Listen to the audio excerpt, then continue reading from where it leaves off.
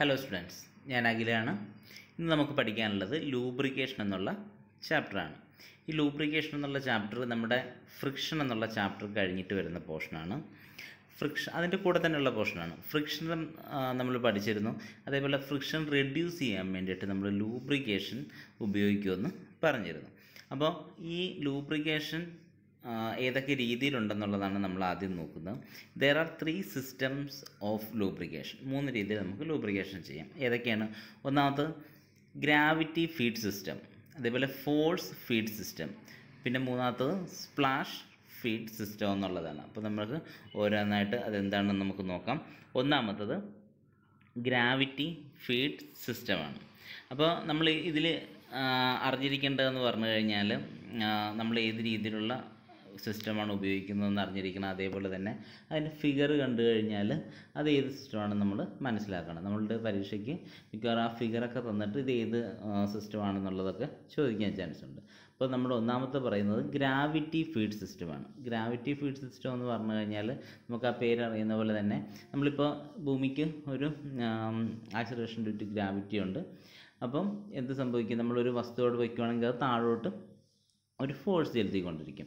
അതേപോലെ തന്നെ നമുക്കറിയാം, ഇപ്പോൾ ആ ഒരു ഫോഴ്സ് ഉപയോഗപ്പെടുത്തിക്കൊണ്ട് നമ്മൾ ലൂബ്രിക്കേഷൻ ചെയ്യുകയാണെന്നുണ്ടെങ്കിലാണ് അതിനെ നമ്മൾ എന്ത് പറയുന്നത്? ഗ്രാവിറ്റി ഫീഡ് സിസ്റ്റം എന്ന് പറയുന്നത്. ഓക്കെ, അപ്പോൾ ഒരു എക്സാമ്പിളായിട്ട് അവിടെ ഒരു ഓയിൽ കപ്പും കൊടുത്തിട്ടുണ്ട്. അതേപോലെ തന്നെ വിക് ഫീഡ് സിസ്റ്റം ഒന്നും കൊടുത്തിട്ടുണ്ട്. അപ്പോൾ ഈ wick feed system, oil cup system, ഇതെല്ലാം എന്തിൽ പെടുന്നതാണ്? ഗ്രാവിറ്റി ഫീഡ് സിസ്റ്റത്തിൽ പെടുന്നതാണ്. ഇപ്പോൾ ഒരു എക്സാമ്പിൾ പറയുകയാണെന്നുണ്ടെങ്കിൽ, ഇവിടെ ഇതൊരു ഓയിൽ കപ്പാണ്. ഇതിനകത്ത് നമുക്ക് ഓയിൽ എന്ത് ചെയ്ത് വെക്കാം? ഫില്ല് ചെയ്ത് വയ്ക്കാം. അതേപോലെ തന്നെ ഇതിനകത്ത് ഇതിൻ്റെ ഉള്ളിലൂടെ ഒരു ചെറിയൊരു ഹോളുണ്ടാവും. അതിലൂടെ നമുക്ക് എന്ത് ചെയ്യാം? ഓയിൽ നിറഞ്ഞിരിക്കുന്നതുകൊണ്ട് ചെറുതായിട്ട് ഇട്ടിട്ട് എന്ത് വീഴും? ഓയിൽ വീഴും. അങ്ങനെ നമുക്കവിടെ ലൂബ്രിക്കേറ്റ് ചെയ്യാവുന്നതാണ്. അപ്പോൾ അതിനാണ് ഒന്നാമത്തെ രീതി ഓയിൽ കപ്പ് ഉപയോഗിക്കുന്നത്. രണ്ടാമത്തതെന്ന് പറഞ്ഞു കഴിഞ്ഞാൽ ഇതൊരു വിക് ഫീഡ് സിസ്റ്റമാണ്. വിക് ഫീഡ് സിസ്റ്റം ഇതിൽ നമ്മൾ ഈ ഒരു പോർഷനിൽ നമ്മൾ ഓയിൽ നിറച്ച് വെച്ചിട്ടുണ്ടാവും. നമ്മുടെ വിളക്ക് കത്തിക്കത്തില്ലേ? വിളക്ക് കത്തിക്കുമ്പോഴത്തേക്കും തിരിയിലൂടെ എണ്ണ കയറി വന്നിട്ടില്ല നമ്മളവിടെ കത്തിക്കുന്നത്. അപ്പോൾ അതേപോലെ തന്നെ ഒരു മെറ്റീരിയലാണ് ഇവിടെ വന്നിരിക്കുന്നത്. ഇത് ആ തിരി പോലുള്ളൊരു മെറ്റീരിയലാണ്. അപ്പം ഇവിടെ മുട്ടിയിരിക്കുന്നുണ്ടാവും. അതേപോലെ തന്നെ ഇത് ചെറിയ ഹോൾ വഴി ഇത് ഉള്ളിലോട്ട് പോരുന്നുണ്ടാവും. അവിടുന്ന് ചെറിയ ക്വാണ്ടിറ്റിയിൽ ഓയിൽ നമ്മുടെ ആവശ്യമായിട്ടുള്ള ലൂബ്രിക്കേഷൻ എവിടെയാണോ വേണ്ടത് ആ സ്ഥലത്തേക്ക് വരുന്നതായിരിക്കും. അപ്പോൾ ഇവിടെയും ഗ്രാവിറ്റി കൊണ്ടാണ്, ആക്സിലറേഷൻ ഡ്യൂ ടു ഗ്രാവിറ്റി കൊണ്ടാണ് എന്ത് സംഭവിക്കുന്നത്? ഓയിൽ അതിൻ്റെ മൂവ്മെൻറ്റ് ഉണ്ടാകുകയും അതേപോലെ തന്നെ അവിടെ ലൂബ്രിക്കേറ്റ് ആകുകയും ചെയ്യുന്നത്. അപ്പോൾ ഇങ്ങനെയുള്ള ലൂബ്രിക്കേറ്റിംഗ് സിസ്റ്റത്തിന് നമുക്ക് എന്ന് പറയാം? ഗ്രാവിറ്റി ഫീഡ് സിസ്റ്റം എന്ന് പറയാം. അപ്പോൾ ഗ്രാവിറ്റി ഫീഡ് സിസ്റ്റത്തിൻ്റെ എക്സാമ്പിളായിട്ട് നമുക്ക് ഓയിൽ കപ്പ്, അതേപോലെ തന്നെ വിക് ഫീഡ് സിസ്റ്റം എന്നൊക്കെ നമുക്ക് പറയാം. ഈ ഫിഗർ നന്നായിട്ട് അറിഞ്ഞിരിക്കണം. ഇപ്പോൾ ഈ ഫിഗർ കാണിച്ചിട്ട് അവർ ഇത് ഏത് ഫീഡ് സിസ്റ്റമാണെന്ന് ചോദിച്ചു കഴിഞ്ഞാൽ ഒന്നെങ്കിൽ നമുക്ക് എന്തെന്ന് പറയാം? ഗ്രാവിറ്റി ഫീഡ് സിസ്റ്റം ആണെന്ന് പറയാം. അല്ലെങ്കിൽ അവിടെ വിക് ഫീഡ് സിസ്റ്റം എന്നുണ്ടെങ്കിൽ വിക് ഫീഡ് സിസ്റ്റം ആണെന്ന് നമുക്ക് പറയാം. ഓക്കെ, ഇനി നമുക്ക് പഠിക്കാനുള്ളത് ഫോഴ്സ് ഫീഡ് അല്ലെങ്കിൽ പ്രഷർ ഫീഡ് സിസ്റ്റമാണ്. അപ്പോൾ നമ്മളതിൻ്റെ പേര് കേൾക്കുന്ന പോലെ തന്നെ നമ്മളൊരു പ്രഷർ കൊടുത്തിട്ടായിരിക്കും നമ്മളവിടെ ലൂബ്രിക്കേറ്റിംഗ് ഓയിലായാലും ഗ്രീസ് ആയാലും ആ ലൂബ്രിക്കേറ്റ് ചെയ്യേണ്ട സ്ഥലത്ത് എത്തിക്കുന്നത്. അപ്പോൾ നമുക്ക് അതിന് എക്സാമ്പിളായിട്ട് oil, grease gun and grease cups, ഇതെല്ലാം അതിൻ്റെ എക്സാമ്പിളായിട്ട് നമുക്ക് പറയാം. The oil hole or grease point leading to each bearings is fitted with a nipple, and by pressing the nose of the gun against this, the lubricant is forced to the bearings.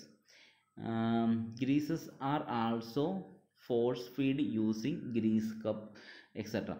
അപ്പം വേറൊന്നുമല്ല, നമ്മുടെ വണ്ടികൾക്കൊക്കെ നിങ്ങൾ Greece അടിക്കുന്നത് നിങ്ങൾ കണ്ടിട്ടുണ്ടാവും. അപ്പോൾ അവിടെ എന്താ ചെയ്യുന്നത്? അവിടെ ഗ്രീസ് നമ്മുടെ ഈ ബെയറിങ്ങിലേക്കൊക്കെ അതിന് കൃത്യമായിട്ടുള്ള ഹോളുകളുണ്ടാവും. അവിടെ പ്രസ് ചെയ്തുകൊണ്ട് നമ്മൾ ഫോഴ്സ് കൊടുത്തുകൊണ്ട്, പല രീതിയിലുള്ള ഫോഴ്സ് കൊടുക്കാം. ഒന്നെങ്കിൽ ഹൈഡ്രോളിക് ഫോഴ്സ് കൊടുക്കാം, അല്ലെങ്കിൽ ന്യൂമാറ്റിക് ഫോഴ്സ് കൊടുക്കാം. അല്ലെങ്കിൽ മാനുവലായിട്ട് തന്നെ ലിവർ മെക്കാനിക്കൽ ഫോഴ്സ് കൊടുത്തുകൊണ്ട് ഈ ഗ്രീസോ അല്ലെങ്കിൽ ഓയിലോ നമ്മൾ ലൂബ്രിക്കേറ്റ് ചെയ്യേണ്ട സ്ഥലത്തേക്ക് പ്രസ് ചെയ്ത് നമ്മൾ ഫോഴ്സ് കൊടുത്ത് അതിലേക്ക് എത്തിക്കുകയാണെന്നുണ്ടെങ്കിൽ അതിനെ നമുക്ക് പ്രഷർ ഫീഡ് സിസ്റ്റം എന്ന് നമുക്ക് പറയാം. ഓക്കെ, ഇപ്പോൾ ഇവിടെ താഴെ കൊടുത്തിരിക്കുന്ന ഒരു എക്സാമ്പിളാണ്. നമുക്കിവിടെ എങ്ങനെയാണ് വർക്ക് ചെയ്യുന്നത് നോക്കാം. ഇത് കണ്ടോ, ഈ ഒരു പോർഷനിൽ ഗ്രീസായിരിക്കും ഉണ്ടാകുന്നത്. ഓക്കെ, അവിടെ ഗ്രീസാണ്, അത് ഇവിടെ സ്റ്റോർ ചെയ്തിരിക്കുകയാണ്. ഈ ഒരു പോർഷൻ എന്ന് പറഞ്ഞു കഴിഞ്ഞാൽ ഇവിടെ കാണാവുന്നത് ഇതൊരു ത്രെഡ് പോലെയാണ്. നമുക്ക് ഇത് നമ്മൾ ടൈറ്റ് ചെയ്യുമ്പോഴത്തേക്കും എന്ത് സംഭവിക്കുമെന്ന് വെച്ച് കഴിഞ്ഞാൽ ഈ ഒരു പോർഷൻ, ഇത്രയും പോർഷൻ ടൈറ്റ് ചെയ്യുമ്പോഴത്തേക്കും മേളിലേക്ക് മൂവ് ചെയ്യും. അത് മേളിലേക്ക് മൂവ് ചെയ്യുമ്പോൾ ഇവിടെയുള്ള ഗ്രീസ് എല്ലാം അതിൻ്റെ പ്രഷർ കൊണ്ട്, അത് മൂവ് ചെയ്യുമ്പോൾ പ്രഷർ കൊണ്ട് അത് ഏത് വഴി താഴോട്ട് പോരും? ഈ ഹോള് വഴി താഴോട്ട് പോകും. കണ്ട, അവിടെ ഒരു ഹോള് കാണുന്നുണ്ടല്ലോ, ആ ഹോള് വഴി താഴത്തേക്ക് പോകും. അപ്പം നമ്മളിത് റൊട്ടേറ്റ് ചെയ്യുമ്പോൾ ഗ്രീസ് അതിലൂടെ പ്രസ് ചെയ്ത് താഴത്തോട്ട് പോകും. ആ പ്രഷറിൽ വരുന്ന ഗ്രീസ് നമുക്ക് അവിടെ എവിടെയാണോ ലൂബ്രിക്കേറ്റ് ചെയ്യേണ്ടത് അവിടുത്തെ ഹോളിലേക്ക് കൊടുക്കുകയാണെങ്കിൽ അത് പ്രസ്സായി അകത്തേക്ക് പൊയ്ക്കുള്ളൂ. അപ്പോൾ അങ്ങനെ നമ്മൾ ഫോഴ്സ് ഉപയോഗിച്ചിട്ട് ലൂബ്രിക്കേറ്റ് ചെയ്യുന്നതിനാണ് നമ്മൾ ഫോഴ്സ് ഫീഡ് സിസ്റ്റം എന്ന് പറയുന്നത്. ഇനി അടുത്തത്, oil is also pressure feed by hand pump and a charge of oil is delivered to each bearing at intervals once or twice a day by operating a lever provided with some machines. This is also known as short lubricator. അപ്പോൾ ഇതിനകത്ത് ഒരു short ലൂബ്രിക്കേറ്ററിനെ പറ്റിയാണ് നമ്മളിവിടെ പറയുന്നത്. ഇപ്പം അതാണ് ഇവിടെ കാണിച്ചിരിക്കുന്നത്. എന്താണ് ഒരു ഷോർട്ട് ലൂബ്രിക്കേറ്റർ എന്നുള്ളത്? അപ്പോൾ നമുക്ക് ബെയറിങ്സ് ഉണ്ട്, അവിടെ നമ്മൾ ലൂബ്രിക്കേറ്റ് ചെയ്യണം. അവിടെ ലൂബ്രിക്കേറ്റ് ചെയ്യുന്നതിന് നമ്മളവിടെ ഒരു ഓയിൽ ടാങ്ക് ഉണ്ടാകും. ഇവിടെ ഒരു ഓയിൽ ടാങ്ക് ഉണ്ട്. ആ ഓയിൽ ഇതിലൂടെ ഈ പ്രഷർ പമ്പിൽ എത്തുന്നുണ്ട്. ഈ പ്രഷർ പമ്പ് നമ്മൾ മാനുവലായിട്ടായിരിക്കും വർക്ക് ചെയ്യുന്നത്. ചിലപ്പോൾ ദിവസം ഒരു പ്രാവശ്യം അല്ലെങ്കിൽ 2 പ്രാവശ്യം ഒക്കെ ആയിട്ട് നമുക്ക് മാനുവലായിട്ട് പ്രഷർ കൊടുത്തുകൊണ്ട് ഇവിടുന്ന് ഓയിൽ നമുക്ക് എവിടെയൊക്കെയാണോ ബെയറിംഗ് ഉള്ളത്, അതുകൊണ്ട് ഇവിടെയുണ്ട്, ഇവിടെയുണ്ട്, അവിടെ നമ്മൾ മാനുവലായിട്ട് ഓയിൽ പ്രഷർ ചെയ്ത് അവിടെ എത്തിക്കുന്നതിനാണ് നമ്മൾ എന്ത് പറയുന്നത്? പ്രഷർ ഫീഡ് സിസ്റ്റം എന്ന് പറയുന്നത്. അപ്പോൾ ഇവിടെ നമ്മൾ ഉപയോഗിക്കുന്നത് ഈ ഹാൻഡ് പ്രഷർ ഫീഡർ വെച്ചിട്ടാണ് ഓയിൽ അവിടെ എത്തിക്കുന്നത്. ഇതിനെ നമുക്ക് ഷോർട്ട് ലൂബ്രിക്കേറ്റഡ് സിസ്റ്റം എന്ന് നമുക്ക് പറയാവുന്നതാണ്. ഓക്കെ, നമ്മുടെ പ്രഷർ ഫീഡ് സിസ്റ്റത്തിൽ ലാസ്റ്റ് പറയുന്നത് ഓയിൽ പമ്പ് മെത്തേഡ് എന്നുള്ളതാണ്. അപ്പോൾ ഓയിൽ പമ്പ് മെത്തേഡ് എന്ന് പറഞ്ഞു കഴിഞ്ഞാൽ അവിടെ കണ്ടിന്യൂസ് ആയിട്ട് ഓയിൽ പമ്പ് ചെയ്യുന്ന പമ്പുണ്ടാവും. അപ്പോൾ അത് കണ്ടിന്യൂസ് ആയിട്ട് വർക്ക് ചെയ്യുന്നത് കൊണ്ട് തന്നെ നമ്മുടെ മെഷീൻ പാർട്സിൽ ആവശ്യമായിട്ടുള്ള സ്ഥലത്ത് ഓയിൽ എത്തിക്കും. അപ്പോൾ ആ ഓയിൽ അവിടെ വന്നതിന് ശേഷം തിരിച്ച് അത് നമ്മുടെ ഓയിൽ സമ്പിലേക്ക് തന്നെ, എന്നുവെച്ചാൽ ഓയിലിൻ്റെ ടാങ്കിലേക്ക് തന്നെ തിരിച്ച് ഓട്ടോമാറ്റിക്കലി അവിടെ എത്തും. വീണ്ടും എത്തുന്ന ഓയിൽ വീണ്ടും പമ്പ് ചെയ്ത് നമ്മൾ തിരിച്ച് ലൂബ്രിക്കേഷൻ വേണ്ട പാർട്ടുകളിലേക്കൊക്കെ എത്തിക്കും. അതിനെയാണ് ഓയിൽ പമ്പ് മെത്തേഡ് എന്ന് പറയുന്നത്. അപ്പം നമ്മൾ ഇപ്പോൾ പറയുന്നത് ലൂബ്രിക്കേഷൻ സിസ്റ്റമാണ്. ലൂബ്രിക്കേഷൻ സിസ്റ്റത്തിൽ 3 തരത്തിലുള്ള സിസ്റ്റം ഉണ്ടെന്ന് പറഞ്ഞു. ഒന്നാമത്തെ എന്താ നമ്മൾ പറഞ്ഞത്? ഗ്രാവിറ്റി ഫീഡ് സിസ്റ്റമാണ് പറഞ്ഞത്. രണ്ടാമത്തേതാണ് പ്രഷർ ഫീഡ് സിസ്റ്റം എന്ന് പറയുന്നത്. ആ പ്രഷർ ഫീഡ് സിസ്റ്റത്തിലുള്ള 2-3 കാര്യങ്ങളാണ് നമ്മളിപ്പോൾ ഓയിൽ പമ്പ് മെത്തേഡായിട്ടും അതേപോലെ തന്നെ ഹാൻഡ് പമ്പായിട്ടും ഒക്കെ നമ്മളിവിടെ പറഞ്ഞത്. ഇനി അടുത്ത സിസ്റ്റം എന്ന് പറഞ്ഞു കഴിഞ്ഞാൽ സ്പ്ലാഷ് ലൂബ്രിക്കേഷൻ സിസ്റ്റമാണ്. സ്പ്ലാഷ് ലൂബ്രിക്കേഷൻ സിസ്റ്റം എന്ന് പറഞ്ഞു കഴിഞ്ഞാൽ നമുക്ക് 2 രീതിയിൽ പറയാം. ഒന്ന് റിംഗ് ഓയിലിംഗ് മെത്തേഡും ഉണ്ട്, അതേപോലെ തന്നെ സ്പ്ലാഷ് ഫീഡ്സ് ലൂബ്രിക്കേഷനും ഉണ്ട്. അതെങ്ങനെയാണ് വർക്ക് ചെയ്യുന്നതെന്ന് വെച്ച് കഴിഞ്ഞാൽ എന്താണ്ടേ, ഇവിടെ ഉള്ള ഒരു ഷാഫ്റ്റാണ്. ഈ കാണുന്നത് എന്താണ്? ഒരു ഷാഫ്റ്റാണ്. ആ ഷാഫ്റ്റ് റൊട്ടേറ്റ് ചെയ്തുകൊണ്ടിരിക്കുകയായിരിക്കും. ഓക്കെ, അപ്പം ആ ഷാഫ്റ്റ് റൊട്ടേറ്റ് ചെയ്യുന്നതിൻ്റെ കൂട്ടത്തിൽ നമ്മളിവിടെ ഒരു റിങ് അറ്റാച്ച് ചെയ്തിട്ടുണ്ട്. ഈ കാണുന്നത് എന്താണ്? ഒരു റിങ് ആണ്. അപ്പോൾ നിങ്ങൾക്ക് മനസ്സിലാവും ആ ഷാഫ്റ്റിൽ റിങ് ഉണ്ട്. ആ ഷാഫ്റ്റ് റൊട്ടേറ്റ് ചെയ്യുന്നതനുസരിച്ചിട്ട് ആ റിങ് ഇവിടെ താഴെ എന്തായിരിക്കും ഉള്ളത്? ഓയിലായിരിക്കും ഉണ്ടാകുന്നത്. അപ്പോൾ ഈ ഓയിലിൻ്റെ അടുത്ത് മുട്ടുന്നതുകൊണ്ട് അപ്പോൾ ആ ഷാഫ്റ്റ് റൊട്ടേറ്റ് ചെയ്യുന്നതനുസരിച്ചിട്ട് ഈ റിങ് ഓയിലിൽ വന്ന് മുട്ടും. ആ ഓയിൽ അവിടെ നിന്ന് തട്ടിത്തെറിപ്പിച്ച് മേളിലേക്ക് കൊണ്ടുവരും. അപ്പോൾ എവിടെയൊക്കെയാണോ ആ ലൂബ്രിക്കേഷൻ വേണ്ടത് ആ പോർഷനിലേക്കൊക്കെ തെറിച്ച് ഓയിൽ അവിടെ വീഴും. അവസാനം ആ ഓയിൽ വീണ്ടും താഴെ നമ്മുടെ ഈ ഓയിൽ ഈ കാണുന്ന ഈ പോർഷനിലേക്ക് തന്നെ തിരിച്ചു വരും. വീണ്ടും ഇത് റിപ്പീറ്റ് ചെയ്തുകൊണ്ടിരിക്കും. അപ്പോൾ ഇതിനെ നമുക്ക് എന്ത് പറയാം? റിങ് ഓയിലിംഗ് എന്ന് പറയാം. അപ്പോൾ സ്പ്ലാഷ് ലൂബ്രിക്കേഷനകത്തുള്ള റിങ് ഓയിലിംഗ് മെത്തേഡാണ് ഈ കാണുന്നത്. ഓക്കെ, അടുത്ത ഈ കാണുന്നത് ഒരു സ്പ്ലാഷ് ലൂബ്രിക്കേഷൻ സിസ്റ്റമാണ്. ഇതിൻ്റെ താഴെ ഒരു കപ്പ് ഷേപ്പ് പോർഷൻ ഉണ്ട്, അതായിരിക്കും ഓയിൽ സ്പ്രെഡ് ചെയ്യുന്നത്. പറയാനുള്ളത് ടൈപ്സ് ഓഫ് ഗ്രീസ് ഗൺസ് ആണ്. നമ്മൾ പ്രഷർ ഫീഡ് സിസ്റ്റത്തിൽ നമ്മൾ ഗ്രീസ് നമ്മുടെ ലൂബ്രിക്കേഷൻ പാർട്ടിക്കിൾസിൽ ലൂബ്രിക്കേഷൻ ചെയ്യേണ്ട പോർഷനിലേക്ക് ഗ്രീസിനെ പ്രഷർ ചെയ്ത് വിടുന്ന കാര്യം നമ്മൾ പറഞ്ഞായിരുന്നു. അതിനുപയോഗിക്കുന്ന ഗണ്ണാണ് ഗ്രീസ് ഗൺ എന്ന് പറയുന്നത്. അപ്പം ഇവിടെ ഒന്നാമത് നമ്മൾ പറയുന്നത് ടീ ഹാൻഡിൽ പ്രഷർ ഗണ്ണാണ്. ഒന്നാമത്തേതാണ് ടീ ഹാൻഡിൽ പ്രഷർ ഗൺ. ഇപ്പോൾ ടീ ഹാൻഡിൽ പ്രഷർ ഗൺ എന്ന് പറഞ്ഞു കഴിഞ്ഞാൽ നമുക്ക് ഇവിടെ ഒരു ടീ ഹാൻഡിൽ പോലുള്ളൊരു പോർഷനാണ് വരുന്നത്. ഇവിടെ നമുക്കൊരു ത്രെഡഡ് ആയിട്ട് ഇവിടെ ആയിരിക്കും നമുക്ക് ഗ്രീസ് ഉണ്ടാകുക. നമ്മൾ റൊട്ടേറ്റ് ചെയ്യുന്നതനുസരിച്ച് ഇവിടുന്ന് ഗ്രീസ് പ്രഷറൈസ് ചെയ്ത് പുറത്തേക്ക് പോകും. അപ്പോൾ അത് എവിടെയാണോ നമുക്ക് ലൂബ്രിക്കേറ്റ് ചെയ്യേണ്ടത് ആ ഹോളിൽ പ്രസ് ചെയ്ത് വെച്ചുകൊണ്ട് നമ്മളിത് റൊട്ടേറ്റ് ചെയ്യുമ്പോഴത്തേക്കും പ്രഷറിൽ ഗ്രീസ് അതിൻ്റെ ഉള്ളിലൊക്കെ എത്തുന്നതായിരിക്കും. അപ്പോൾ അതിനുവേണ്ടി ഉപയോഗിക്കുന്ന ഒരു ഇൻസ്ട്രുമെൻ്റാണ് T handle pressure gun. Okay, ഇവിടെ കാണുന്നത് automatic and hydraulic type pressure ഗണ്ണാണ്. അപ്പോൾ ഇവിടെ നമ്മൾ മാനുവലായിട്ട് നമ്മൾ മെക്കാനിക്കൽ ഫോഴ്സ് കൊടുക്കേണ്ട ആവശ്യമില്ല. നമ്മൾ എന്താണ് വരുന്നത്, ഹൈഡ്രോളിക് പ്രഷർ വെച്ചിട്ടായിരിക്കും ഇവിടെ ഇത് വർക്ക് ചെയ്യുന്നത്. Okay, automatic hydraulic type pressure gun. ഇനി അടുത്തത് ലിവർ ടൈപ്പ് പ്രഷർ ഗണ്ണാണ്. നമ്മൾ നേരത്തെ ഇവിടെ ടീ ഹാൻഡിലായിരുന്നു, നമ്മൾ അതിനെ റൊട്ടേറ്റ് ചെയ്യണമായിരുന്നു. പക്ഷേ ഇവിടെ ഒരു ലിവർ ആയിട്ടായിരിക്കും ഇത് വർക്ക് ചെയ്യുന്നത്. അപ്പം ഇവിടെ ഈ കാണുന്ന ലിവർ നമ്മൾ വലിക്കുമ്പോഴത്തേക്കും എന്ത് പറ്റും, ഇതിന് ഇവിടെ പ്രഷർ വന്നിട്ട് ഈ ഒരു ചെറിയ ഹോൾ കണ്ടോ, അതിലൂടെ ഗ്രീസ് പുറത്തേക്ക് വരുന്നതായിരിക്കും. അപ്പോൾ അതാണ് lever type pressure gun.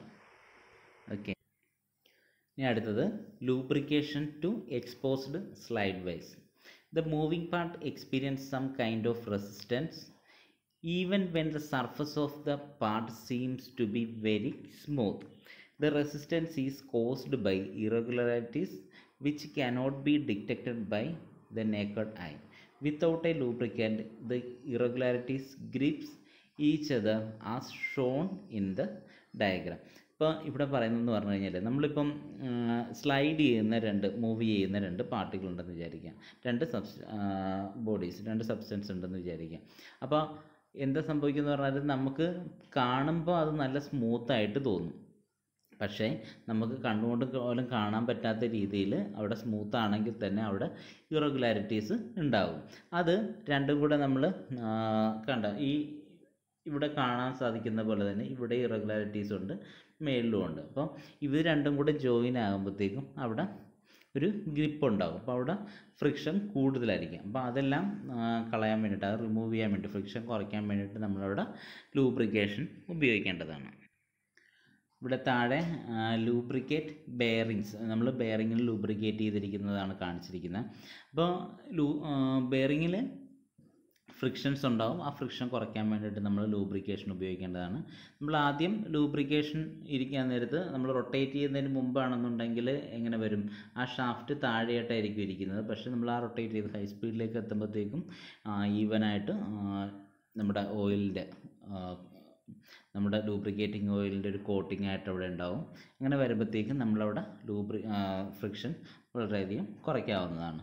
Okay, ഇനി അടുത്തത് നമ്മൾ പഠിക്കേണ്ടത് കട്ടിംഗ് ഫ്ലൂയിഡ്സിനെ പറ്റിയാണ്. അതാണ് കട്ടിംഗ് ഫ്ലൂയിഡ്സ്. അപ്പോൾ നമ്മൾ ഇത്രയും നേരം പറഞ്ഞത് ലൂബ്രിക്കേറ്റിങ്ങിനെ പറ്റിയായിരുന്നു. ലൂബ്രിക്കേഷൻ എന്തിനാണ് ഉപയോഗിക്കുന്നത്? നമ്മൾ ഫ്രിക്ഷൻ കുറയ്ക്കാൻ വേണ്ടിയിട്ടായിരുന്നു നമ്മൾ ഉപയോഗിച്ചുകൊണ്ടിരുന്നത്. പക്ഷേ കട്ടിംഗ് ഫ്ലൂയിഡ് എന്ന് പറഞ്ഞു കഴിഞ്ഞാൽ ഇപ്പോൾ നമ്മൾ ഏതെങ്കിലും ഒരു മെഷീനകത്ത്, ഇപ്പോൾ ലെയ്ത്തോ മില്ലിംഗ് മെഷീൻ, അങ്ങനെ ഡ്രില്ലിംഗ് മെഷീൻ, അതൊക്കെ നിങ്ങൾ കണ്ടിട്ടുണ്ടാവും. ഡ്രില്ല് ചെയ്യുന്ന മെഷീനൊക്കെ എല്ലാവരും കണ്ടിട്ടുണ്ടാവും. അവിടെ നിങ്ങൾ ഒരു വസ്തു കട്ട് ചെയ്തുകൊണ്ടിരിക്കാൻ നേരത്ത് എന്താ സംഭവിക്കുന്നത്? ആ മെറ്റൽ ചൂടാകുന്നത് നിങ്ങൾക്ക് മനസ്സിലാകും. അപ്പോൾ ആ മെറ്റൽ ചൂടാകും, അതേപോലെ തന്നെ ആ ടൂള് ചൂടാകും. ആ ചൂടാകുമ്പോഴത്തേക്കും അത് റെഡ്യൂസ് ചെയ്യാൻ വേണ്ടിയിട്ട് നമ്മൾ ഉപയോഗിക്കുന്ന ഫ്ലൂയിഡിനാണ് എന്ത് പറയുന്നത്?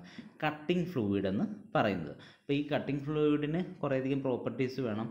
ഈ കട്ടിംഗ് ഫ്ലൂയിഡിൻ്റെ മെയിൻ പ്രോസസ്സ് എന്ന് പറഞ്ഞു കഴിഞ്ഞാൽ അവിടെ ആ ഹീറ്റ് എനർജി, അവിടെ ഹീറ്റ് വരുന്നത് റെഡ്യൂസ് ചെയ്തിട്ട് ആ ടൂളിന് നല്ല ലൈഫ് ഉണ്ടാക്കി കൊടുക്കുക, അതേപോലെ സ്മൂത്ത് ആയിട്ടുള്ള കട്ടിങ് നടക്കുക. ഇതിനാണ് നമ്മൾ കട്ടിംഗ് ഫ്ലൂയിഡ്സ് ഉപയോഗിക്കുന്നത്. അതേപോലെ തന്നെ അവിടെ നിന്ന് വരുന്ന, ഇപ്പോൾ കട്ട് ചെയ്ത് വരുന്ന മെറ്റൽ അത് പുറത്തേക്ക് ഒഴുകി കളയാനും എല്ലാ കാര്യത്തിനൊക്കെ ആയിരിക്കും നമ്മൾ കട്ടിംഗ് ഫ്ലൂയിഡ് ഉപയോഗിക്കുന്നത്. അപ്പോൾ കട്ടിംഗ് ഫ്ലൂയിഡ് എന്താണെന്ന് വെച്ച് കഴിഞ്ഞാൽ, അപ്പോൾ നമ്മൾ ഇപ്പോൾ എക്സാമ്പിളായിട്ട് നിങ്ങൾ ഡ്രില്ലിംഗ് മെഷീൻ തന്നെ ഓർക്കുക. എല്ലാവർക്കും drilling machine അറിയാവുന്നതായിരിക്കും.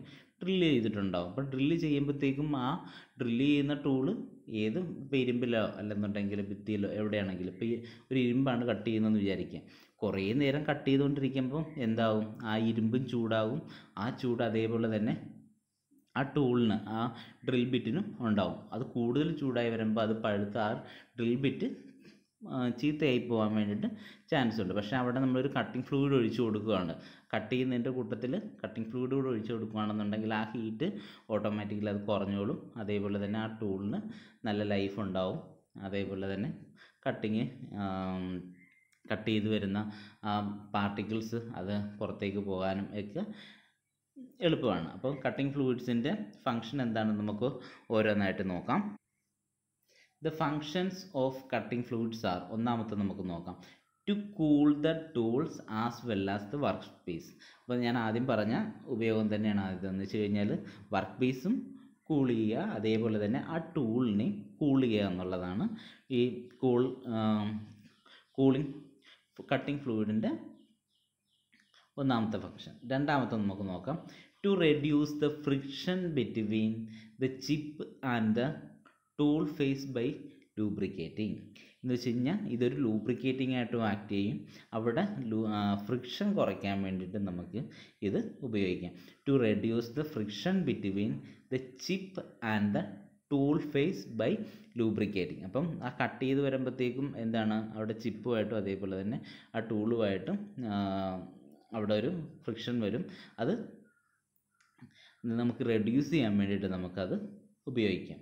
To prevent the chip from getting welded to the tool cutting edge.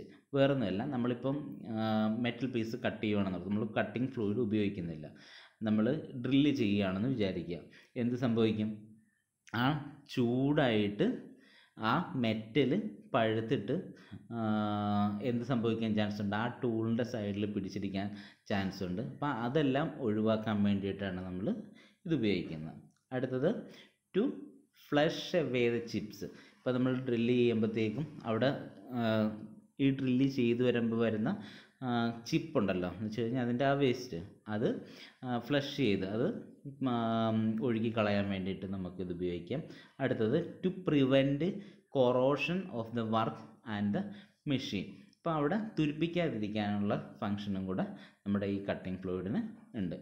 Okay, ഇനി നമുക്ക് ഇതിൻ്റെ അഡ്വാൻറ്റേജസ് എന്തൊക്കെയാണെന്ന് നമുക്ക് നോക്കാം. ഇപ്പോൾ ഇത്ര നേരം നമ്മൾ ഫങ്ഷനാണ് പറഞ്ഞത്, അഡ്വാൻറ്റേജസ് എന്തൊക്കെയാണെന്ന് നമുക്ക് നോക്കാം. ഓക്കെ, പിന്നെ നോക്കാം. As the cutting fluid cools the tool will retain its hardness for a long period, so the tool life is more. എന്ന് വെച്ച് കഴിഞ്ഞാൽ നമ്മൾ ഇത് നമ്മൾ ഹാർഡ്നെസ് ഒക്കെ പഠിച്ചിട്ടുണ്ട്. നമ്മൾ എന്താണ് ഹീറ്റ് ട്രീറ്റ്മെൻ്റ് ഒക്കെ നമ്മൾ പഠിച്ചിട്ടുണ്ട്. അവിടെ എന്താ സംഭവിക്കുന്നത്? നമ്മൾ മെറ്റൽ ചൂടാക്കിയതിന് ശേഷം പെട്ടെന്ന് തണുപ്പിച്ച് കഴിഞ്ഞാൽ അത് ഹാർഡാവും. അതേപോലെ തന്നെ ഹീറ്റ് ആയതിന് ശേഷം നമ്മൾ സ്ലോയിലാണെന്നുണ്ടെങ്കിൽ അത് സോഫ്റ്റ് ആവും. അങ്ങനെയുള്ള കുറേ കാര്യങ്ങളൊക്കെ ഉണ്ട്. അപ്പോൾ ഈ ടൂൾസിന് ഹീറ്റ് ആകുമ്പോഴത്തേക്കും അതിൻ്റെ ടൂൾസിൻ്റെ പ്രോപ്പർട്ടിക്ക് വ്യത്യാസം വരാൻ ചാൻസ് ഉണ്ട്. അപ്പോൾ അത് ഒഴിവാക്കി ഇപ്പോൾ കട്ടിംഗ് ഫ്ലൂയിഡ് ഉപയോഗിക്കുകയാണെന്നുണ്ടെങ്കിൽ അവിടെ ഹീറ്റ് ആകുന്നില്ല, അതുകൊണ്ട് തന്നെ ആ ടൂളിൻ്റെ ലൈഫ് കൂടുതലായിരിക്കും. പിന്നെ രണ്ടാമത്തതെന്ന് പറഞ്ഞു കഴിഞ്ഞാൽ because of the lubricating function the friction is reduced and the heat generated is less, higher cutting speed can be selected. ഇപ്പോൾ നമ്മൾ ഡ്രില്ല് നമ്മൾ ഒരു സ്പീഡിലാണ് റൊട്ടേറ്റ് ചെയ്യുന്നതെന്ന് വിചാരിക്കുക, അവിടെ ഹീറ്റ് കൂടുതലാണെന്നുണ്ടെങ്കിൽ നമ്മൾ എന്ത് ചെയ്യും, സ്പീഡ് കുറയ്ക്കേണ്ടതായിട്ട് വരും. പക്ഷേ അവിടെ കട്ടിംഗ് ഫ്ലൂയിഡ് ഉപയോഗിക്കുകയാണെന്നുണ്ടെങ്കിൽ അവിടെ ഹീറ്റ് ആകുന്നില്ല, അതുപോലെ ഫ്രിക്ഷൻ കുറവാണ്. അത് കാരണം നമുക്ക് ഇത്തിരിയുടെ സ്പീഡിൽ നമുക്കവിടെ കട്ട് ചെയ്യാൻ സാധിക്കും, സ്പീഡ് നമുക്ക് കൂട്ടാൻ പറ്റും. ഓക്കെ, അടുത്തത് as the coolant avoids the welding action of the chip to tool cutting edge, the built up edge is not formed, the tool is kept sharp and good surface finish is obtained. നമ്മുടെ ടൂളിൻ്റെ ടിപ്പിന് എന്ന് വെച്ചാൽ ടൂളിൻ്റെ അറ്റത്തിന് irregularities ഒന്നും വരുന്നില്ല, അത് കാരണം നമുക്ക് ഗുഡ് ഫിനിഷ് കിട്ടും. എന്ന് വെച്ച് കഴിഞ്ഞാൽ ഹീറ്റ് ആകുമ്പോഴത്തേക്കും ഈ ചെറിയ ചെറിയ പാർട്ടിക്കിൾസ് അതിലൂടെ പറ്റി പിടിച്ച് അത് ടൂളിനെ അറ്റം ഡാമേജ് ചെയ്യാൻ ചാൻസ് ഉണ്ട്. അതൊന്നും കട്ടിംഗ് ഫ്ലൂയിഡ് ഉപയോഗിക്കുമ്പോഴത്തേക്കും ഉണ്ടാകത്തില്ല.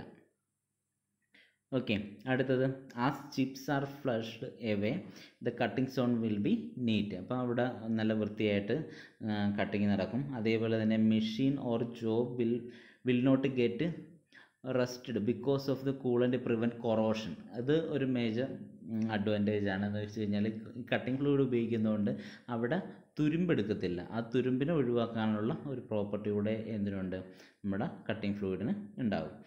ഇനി അടുത്ത് നമുക്ക് പറയാനുള്ളത് properties of a good cutting fluid ആണ്.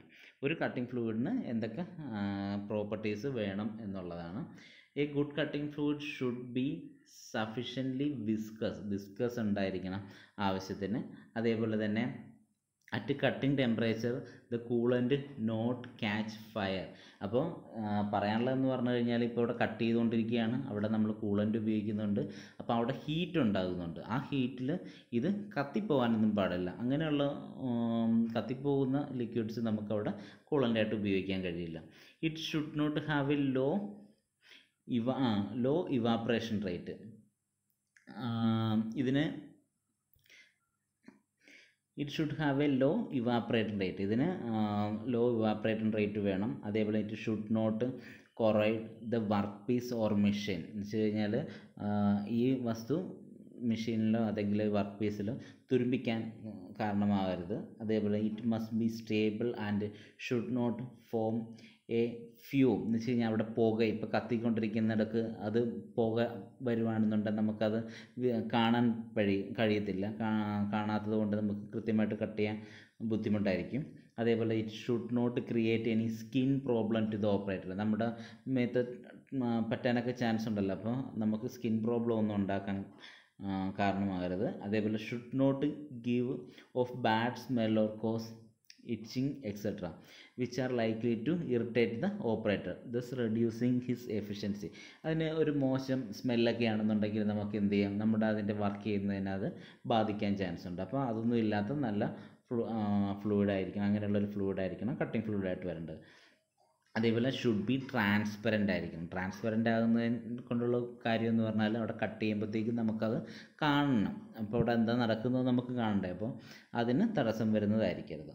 ഓക്കെ, ഇനി അടുത്ത ടൈപ്സ് ഓഫ് കട്ടിംഗ് ഫ്ലൂയിഡ്സ് ആണ്. അപ്പം ഏതൊക്കെയാണ് കട്ടിംഗ് ഫ്ലൂയിഡ്സ് എന്ന് പറഞ്ഞുകൊണ്ട് നമുക്ക് ഈ ചാപ്റ്റർ നിർത്താം. Okay, the followings are the common cutting fluids. ഒന്ന് എന്താണ്, straight mineral oil. Mineral oil എന്നുള്ളത് ഒരു കട്ടിംഗ് ഫ്ലൂയിഡാണ്. കെമിക്കൽ സൊല്യൂഷൻ, സിന്തറ്റിക് ഫ്ലൂയിഡ്സ്, അതേപോലെ തന്നെ compounded or blended oils, fatty oils, soluble oil. അപ്പോൾ ഇതെല്ലാമാണ് കട്ടിംഗ് ഫ്ലൂയിഡിന് നമുക്ക് എക്സാമ്പിളായിട്ട്. അത് പല ടൈപ്പിലുള്ള കട്ടിംഗ് ഫ്ലൂയിഡ്സ് ആണ്. Okay, thank U.